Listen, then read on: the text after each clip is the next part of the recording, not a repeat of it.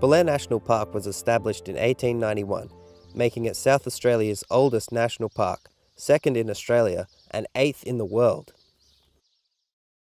The South Australian State Flora's Belair Nursery was established by the South Australian Government as part of their Woods and Forest Department in 1886, on 4.2 hectares of land in the newly created Belair Forest Reserve, and has operated continuously since then.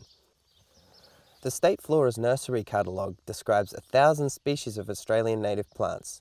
The plants are listed in categories entitled trees and shrubs, ground covers, climbers, grasses and other strap-leaved plants, bulbs and lilies, aquatic and riparian zone plants, and rushes and sedges.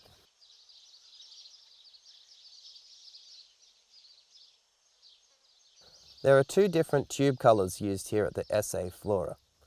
The black tubes contain those species propagated from seed, whilst the green tubes contain the more difficult to propagate species, and those species that are propagated only from cuttings.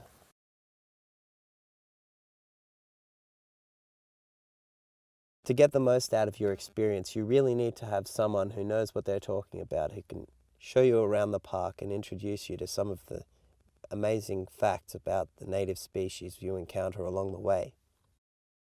Steve and Barbara were kind enough to give us their time to show us around the park and introduced us to some of the native species. Well, this is Dodonea viscosa, the sticky hopbush. It's a good native plant.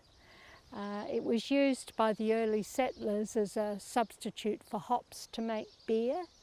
The fruits come after the flowers. The flowers are quite small and insignificant, but the fruits that follow are very attractive. They change colour over time from pale green to really quite a deep red, so they become a very attractive bush in time. Flora, fauna, wildlife and walking trails.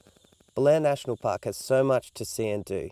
It's located just 13 kilometres south of Adelaide city centre.